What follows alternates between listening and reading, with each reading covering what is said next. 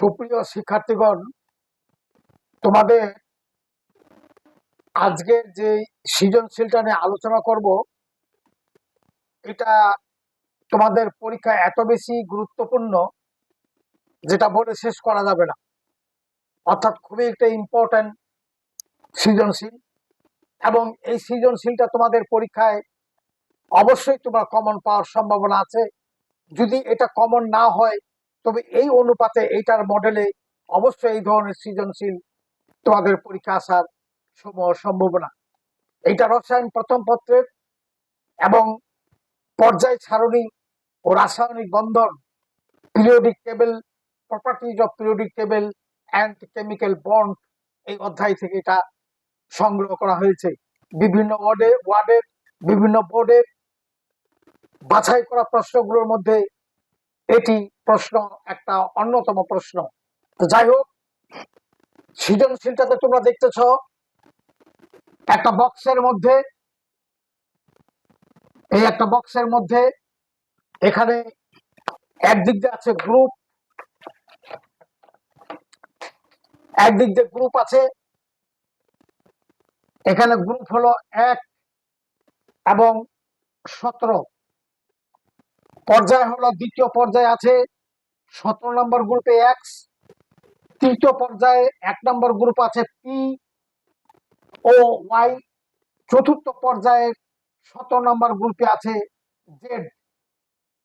তাহলে এখানে দ্বিতীয় নম্বর পর্যায়ের অবশ্যই এটা ফ্লোরিন, আর 3 নম্বর পর্যায়ের 1 নম্বর গ্রুপে অবশ্যই এটা সোডিয়াম, এবং 17 নম্বর গ্রুপে ফ্লোরিন নিচে এটা হলো ক্লোরিন।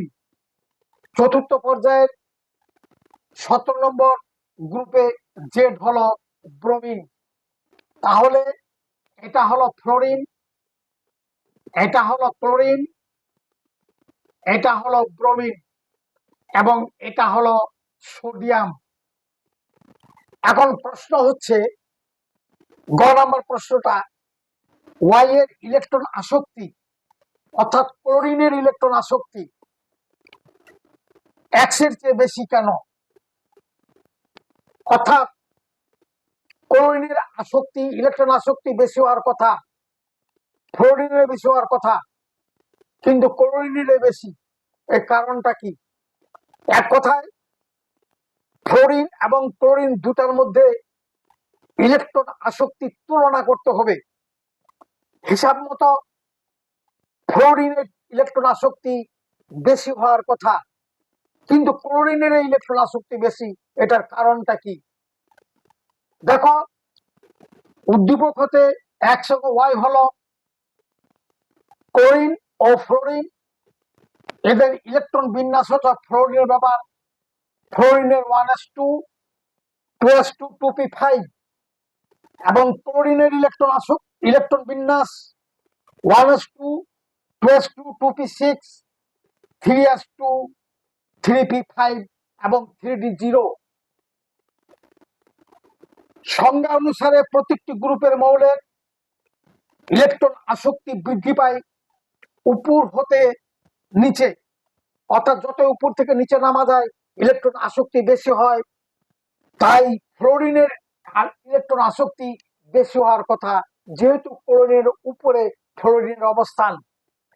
কিন্তু ইলেকট্রন বিন্যাস, এই ফ্লোরিনের দুটি শক্তি স্তর, দুটি শক্তি স্তরে 7টি ইলেকট্রন দৃঢ়ভাবে আবদ্ধ, এবং এই মৌলটি অত্যাধিক ক্ষুদ্র, অর্থাৎ অল্প জায়গার মধ্যে 7টি ইলেকট্রন আছে।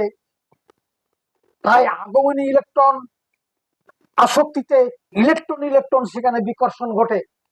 অল্প জায়গার মধ্যে আবার সেখানে নেগেটিভ আসলে, একই ধর্ম বিশিষ্ট কণা আসলে ওদের মধ্যে বিকর্ষণ ঘটে, তাই এর ইলেকট্রন আসক্তি কমে যায় ক্লোরিনের তুলনায়।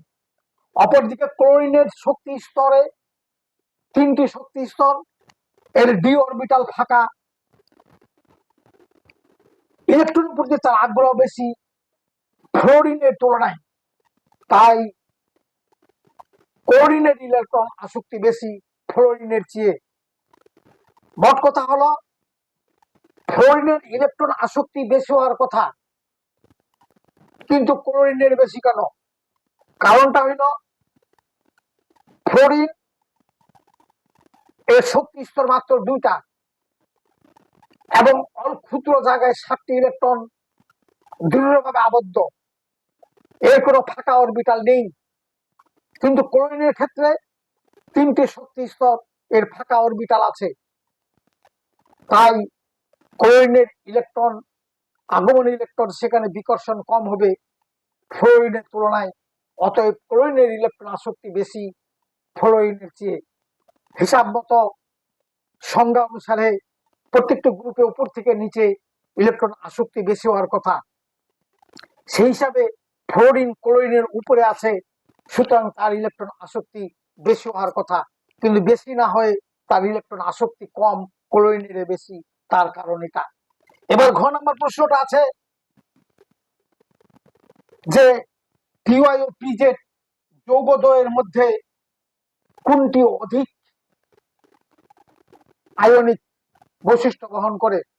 অর্থাৎ পিওয়াই হলো, পি যেহেতু সোডিয়াম, ওয়াই যেহেতু ক্লোরিন, তাহলে পিওয়াই হলো সোডিয়াম ক্লোরাইড, আর পিজেড হইল সোডিয়াম ব্রোমাইড। ঘ নম্বর প্রশ্নের উত্তর হচ্ছে ক্যাটায়ন যত ছোট হবে, অ্যানায়ন যত বেশি বড় হবে, তখন ক্যাটায়ন দ্বারা অ্যানায়নের বিকৃতি বেশি ঘটবে। ক্লোরিনের তুলনায় ব্রোমিনের পরমাণু আকার বেশি, অর্থাৎ ওর অ্যানায়নের আকার বেশি, তাই এখানে ক্যাটায়ন উভয়ের সোডিয়াম, সুতরাং সোডিয়াম ব্রোমাইডের পোলারন বেশি হবে সোডিয়াম ক্লোরাইডের তুলনায়। যেহেতু ক্লোরিনের চেয়ে ব্রোমিনের আকার বড়, তাই সোডিয়াম ব্রোমাইডের সমযোজী বন্ধন, সমযোজী বৈশিষ্ট্য বেশি হবে আয়নিক যৌগের চেয়ে। আবার সোডিয়াম ক্লোরাইডের সমযোজী বৈশিষ্ট্য কম হবে, আয়নিক বৈশিষ্ট্য বেশি হবে।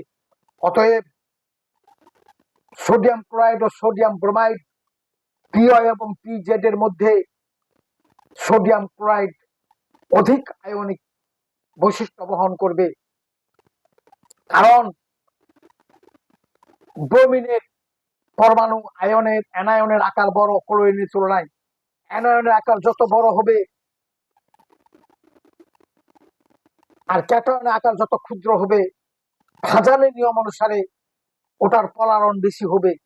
কাজেই সোডিয়াম ব্রোমাইডের পোলারন বেশি হওয়াতে ওই যৌগের মধ্যে সমযোজী বৈশিষ্ট্য বেশি হবে, আয়নিক বৈশিষ্ট্য কম হবে। আবার সোডিয়াম ক্লোরিনের আকার ছোট হওয়াতে ওখানে পোলারন সোডিয়াম ব্রোমাইডের তুলনায় কম হবে, সুতরাং সোডিয়াম ক্লোরাইডের সমযোজী বৈশিষ্ট্য কম হবে, আয়নিক বৈশিষ্ট্য বেশি হবে। অতএব সোডিয়াম ক্লোরাইডের আয়নিক বৈশিষ্ট্য সোডিয়াম ব্রোমাইডের তুলনায় বেশি। তোমাদের সকলকেই ধন্যবাদ।